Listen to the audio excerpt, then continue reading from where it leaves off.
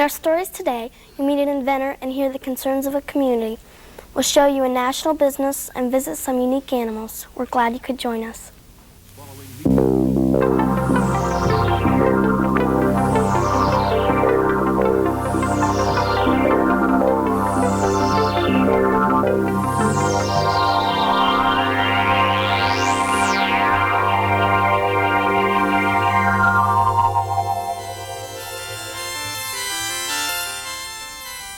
Welcome to News 6.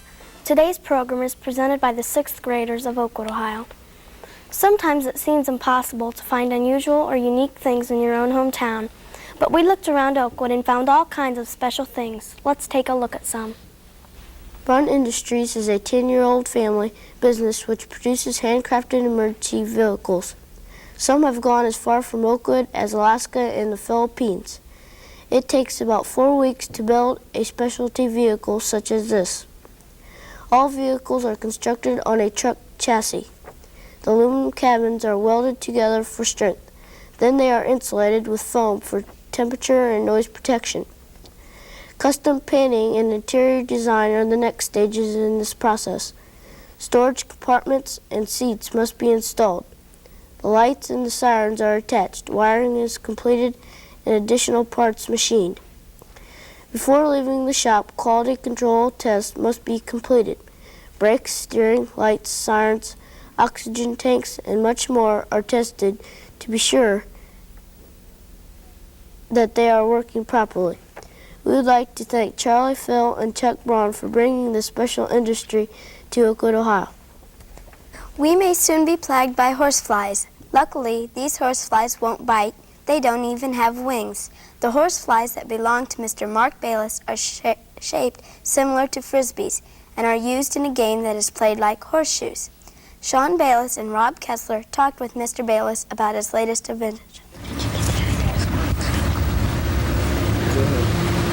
Mr. Bayless, what exactly is horseflies? Horseflies is an outside game that combines the skills of horseshoes and the art of tossing a frisbee. How did you come up with the name? The name of horseflies, I just more or less put the two together. I couldn't come up with horse frisbees, so a frisbee flies, so I came up with horseflies. Could we see a model? I don't actually have a good model. I've got a rough model like they do at GM when they carve a car out of clay. It's made of like a glass plastic. In other words, if it hits the ground, it's going to fall apart. But I've got a fiberglass one at home that we've took out in the yard a couple times and thrown, and it works. There is some skill to it, but it works. When can we hope to buy one? Whenever I can sell it. I have to get a hold of manufacturers and have them see if they want to buy it or not, and then they would have to market it. I understand you have a patent. Could you tell us about that? A patent is a legal document that's usually good for about 17 years that shows that you have invented something and it's yours and that nobody else can take it away from you. Thanks, Dad. This is Sean Bayless And Rob Kessler reporting for News 6. Can you imagine having 120,000 babies every week? Well, Jim and Gary Cooper of Cooper's Turkey Hatchery are the proud hatchers of 120,000 turkeys each week. That's over 5 million turkeys each year. When the eggs first arrive at the hatchery, they are dipped in a Tylenol solution to kill germs. For the next 25 days, they sit in an incubator.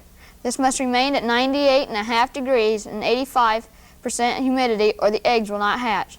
2 or 3 days before the hatching takes place, the eggs are transferred to a special hatching trays.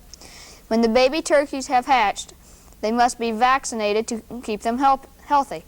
They must also be debeaked and declawed to prevent them from killing each other. Feeding is not necessary for the first 3 days because the yolk of the egg will keep feeding the babies for this time. Within 24 hours after hatching, the turkeys are trucked into farms in Ohio, Indiana, Michigan, Virginia, and the Carolinas. Adult turkeys stand about 2 feet tall. The males, called toms, will weigh about 25 pounds. The females, called hens, will weigh about 16 pounds and lay 1 egg each day. We would like to thank the Coopers for giving us a new look at an old yoke. The people in Paulding County are fighting against a corporation that wants to put in a hazardous waste dump. Who are they, what do they do, and why should we stop them? Stablex Corporation is a British-based firm with 2 plants in England. So far, there are no plants in the United States. This corporation takes hazardous industrial waste and processes it into a solid concrete-like material which is buried in the ground. There are many reasons why Stablex should be stopped. First, a visit to one of the England plants proved it to be very unkept and questionable safety. Second, there have been complaints of fumes up to 30 miles away. One time, a civic center was evacuated when fumes were drawn into the air conditioning ducts. At other times, a school and a shopping mall were closed because of illness from fumes. Third, acid rainwater could neutralize the solid material and the waste could leach out into the environment. So what can we do? There's a community called Concerned Citizens About Hazardous Waste. They urge everyone to spread the word about Stablex, to write government officials, attend meetings of the Environmental Protection Agency, and vote for zoning in Washington Township. Please help. Hazardous waste dumps could ruin our environment, land, water, and lives forever. Johnny Atkins owns a horse farm where she raises some beautiful Arabians. There are golden palominos, chestnuts, and grays of part and pure breeding. Johnny told us that it takes about 6 hours every day to care for all 10 horses, but that it's well worth the effort. She chose to raise Arabians because of their great beauty and gentle temperament. After spending just an hour at her farm, we could feel the warmth from these animals. In closing, we'd like to share a few minutes with you. Thanks for being with us today.